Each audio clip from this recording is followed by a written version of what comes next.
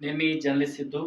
So, భారతదేశంలో ఏవైతే ప్రొటెస్ట్‌లు జరుగుతున్నాయో, ఈ ప్రొటెస్ట్‌ల వల్ల లాభం ఏంటి? ప్రతి సంవత్సరం డిసెంబర్ నుంచి మొదలుపెట్టుకొని జనవరి ఎండ్ ఫిబ్రవరి వరకు కొన్ని భారతదేశంలో ప్రొటెస్ట్‌లయితే జరుగుతుంటాయన్నమాట. ఇవన్నీ ఎప్పటినుంచి మొదలయ్యాయంటే బీజేపీ ప్రభుత్వం ఎప్పటినుంచైతే వచ్చిందో అప్పటి నుంచి, అంటే భారతదేశం పైన ఈ బీజేపీ ప్రభుత్వం పైన మాకు నమ్మకం లేదు అనేసి కొన్ని, లేకపోతే కిసాన్ ఆందోళన అనేసి, లేకపోతే ఈ సిపిఐ, సిపిఎం వాళ్ళు, లేకపోతే లెఫ్ట్ సంఘాల వాళ్ళు, సో ప్రతి దానికి ఈ ఇయర్ ఎండ్‌ని ఒక టూల్ కిట్ లాగా తయారు చేసుకొని ఎవ్రీ ఇయర్ ఈ టైం నుంచి, అంటే డిసెంబర్ ఎండ్ నుంచి, లేకపోతే డిసెంబర్ స్టార్టింగ్ నుంచి జనవరి ఎండ్, ఫిబ్రవరి స్టార్టింగ్ వరకైతే కొన్ని ప్రొటెస్ట్‌లు అనేవి ఏర్పాటు చేసుంటారు. జంతర్ మంతర్‌లో ఇలాంటి ప్రొటెస్ట్‌లు మనం చూస్తూనే ఉంటాము. నిజంగా ఈ ప్రొటెస్ట్‌కి సంబంధించిన అసలు ఎందుకు ఈ ప్రొటెస్ట్‌లు చేస్తున్నారు? వాళ్ళొచ్చి వాళ్ళ మాటలు వినిపించిన తర్వాత మళ్ళీ గవర్నమెంట్‌తోని మాట్లాడిన తర్వాత ఎందుకు వెనక్కెళ్ళిపోతున్నారు అనేది చాలా మందికి అర్థం కాని సమస్య. దానికి చెక్ పెట్టడానికే ఒక వీడియో నేను తీసుకొచ్చిన. ఈ వీడియో ఒక్కసారి మీరు వినండి. प्रोटेस्ट करते तो पता इसका फायदा क्या, आप अगर कोई प्रोटेस्ट करते तो पता इसका फायदा क्या होता है। बाहर की जो इन्वेस्टर होते हैं, जो कंपनी होती है। రైట్. వీడియోలో మొత్తం హిందీలో, ఉర్దూలో మాట్లాడడం జరిగిందనమాట. సో, పెద్దాయనైతే మొత్తం హిందీలో మాట్లాడలేదు, ఉర్దూలో మాట్లాడిండు. అయితే ఏం మాట్లాడిండు అన్నది నేను చెప్పేస్తా.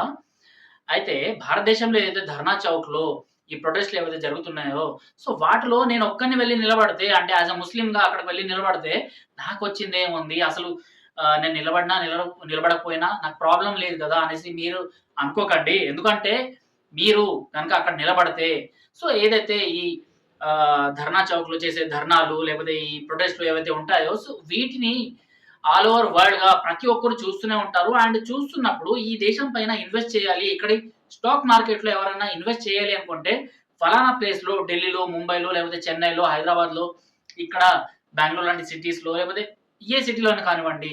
సో అక్కడి స్టాక్ మార్కెట్స్ అనేవి పడిపోతాయి. అక్కడ స్టాక్ మార్కెట్‌లో ఎవరైతే డబ్బులు పెట్టడానికి వస్తారో వాళ్ళందరూ వెనక్కెళ్ళిపోతారు. సో దానివల్ల భారతదేశానికి అక్కడి ఏదైతే ఎకానమీ ఉంటుందో ఆ ఎకానమీ పడిపోతుంది అనేసి, అండ్ అందుకోసమే మీరు ధర్నాల్లో వెళ్లి నిలబడాలి. కనీసం మీరు వాయిస్ రేజ్ చేయకపోయినా కూడా అక్కడికెళ్లి నిలబడండి అనేసి ఈ పెద్దాయన, ఈ మౌలానా చెప్పుకొనొస్తున్నాడనమాట. ఇంకేం ఆశిస్తాం మనం వీళ్ళ దగ్గర నుంచి? ఎందుకంటే భారతదేశం పైన పక్కన పాకిస్తాన్, ఆఫ్ఘనిస్తాన్, లేకపోతే ఇటు చైనా, ఇటు బంగ్లాదేశ్ సరిహద్దులు ఏవున్నా కూడా ప్రతి ఒక్క దేశం మన భారతదేశాన్ని ఇక్కడ అటాక్ చేయాలి, దీన్ని స్వాధీనపరచుకోవాలి అనేసైతే అనుకుంటూ ఉన్నాయి. ఇప్పటికే బంగ్లాదేశ్ నుంచి భారతదేశాన్ని అంటే భారతదేశానికి సంబంధించిన బెంగాల్‌ని, లేకపోతే దాని తర్వాత ఒరిస్సాని, వీటిని మేము స్వాధీనం చేసుకుంటాం అనేసి కొంతమందైతే అక్కడి సోషల్ మీడియాలో అండ్ అక్కడ ఎవరైతే రాజకీయ నాయకులు ఉన్నారో వాళ్ళు మాట్లాడడం జరిగిందనమాట. అండ్ ఇంటర్నల్‌గా ఇలాంటి వాళ్ళు మన దేశానికి థ్రెట్‌గా తయారైండ్రు. సో వీళ్ళు ఇలాంటి మాటలు మాట్లాడుతూ నిజంగా ధర్నాల్లో ఎందుకు పాల్గొవాలి అనేసి దీనికి ఒక వక్ర భాష్యం అన్నది వీళ్ళు చెప్పుకొస్తున్నారు. ఇక్కడ ఎవరైతే ముస్లింలు ఉన్నారో సోదరులు, వాళ్ళ మైండ్‌ని కలుషితం చేయడానికి వీళ్ళు ట్రై చేస్తున్నారు. అండ్ ఇప్పటికి చాలా మంది కూడా అక్కడ జరుగుతున్న ధర్నా ఏంటి? దానికి మాకు సంబంధం ఏంటి? ఫర్ ఎగ్జాంపుల్ మన సీఏ ఎన్ఆర్‌సీకి సంబంధించిన ధర్నా ఏదైతే జంతర్ మంతర్‌లో చేశారో, కోవిడ్ కన్నా ముందు చేసి, కోవిడ్ రావడంతో అదంతా ఆగిపోయింది. మనందరికీ తెలిసిందే. అయితే అక్కడ అంత పెద్ద ప్రొటెస్ట్‌లు చేసిన, ఢిల్లీ రయాట్స్ జరిగేటట్టు చేసిన చాలా మందికి సీఏ ఎన్ఆర్‌సీ అసలు ఇస్లాంకి సంబంధమే లేదు. ఇస్లాంకి అసలు సీఏ ఎన్ఆర్‌సీ వల్ల వచ్చేది పోయేదేం లేదు అనేసి కూడా వాళ్ళకు అర్థం కాదనమాట. దీన్ని నిజంగా జనాల్లోకి తీసుకెళ్లడానికి బీజేపీ కూడా కాస్త మైనస్ మార్కులు వేసుకుంది. జనాల్లోకి సరిగ్గా తీసుకుపోలేదు. అలానే రైతుల గురించి కానివ్వండి, లేకపోతే వేరేదేదైనా కానించి దీని గురించి సరిగ్గా తీసుకెళ్ళలేకపోయి. ఢిల్లీ రయాట్స్ ఎంత పెద్దగా జరిగినాయో మనందరికీ తెలిసిందే. సో వీటన్నిటికి వెనకాల కారణం వచ్చేసి వీళ్ళ మైండ్‌ని కలుషితం చేసేది ఇలాంటి మదర్సాలే, ఇలాంటి మసీదుకి సంబంధించిన మౌలానాలే. సో బంగ్లాదేశ్ నుంచి కానివచ్చు, లేకపోతే ఇక్కడ భారతదేశంలో ఇంటర్నల్‌గా ఉన్న మౌలానాస్ కావచ్చు, ఎవరైనా కావచ్చు. ఇలాంటివి నూరిపోసి ఇక్కడ ప్రొటెస్ట్‌లు చేయాలి, ఈ దేశాన్ని అస్తవ్యస్తం చేయాలి, ఈ దేశానికి సంబంధించిన ఎకానమీ అనేది పడిపోవాలి, అండ్ ఈ దేశానికి ఒక గుర్తింపు రాకుండా చేయాలి అనేసైతే వీళ్ళు పాటుపడుతున్నారు. అండ్ మనమేం చేస్తున్నాము?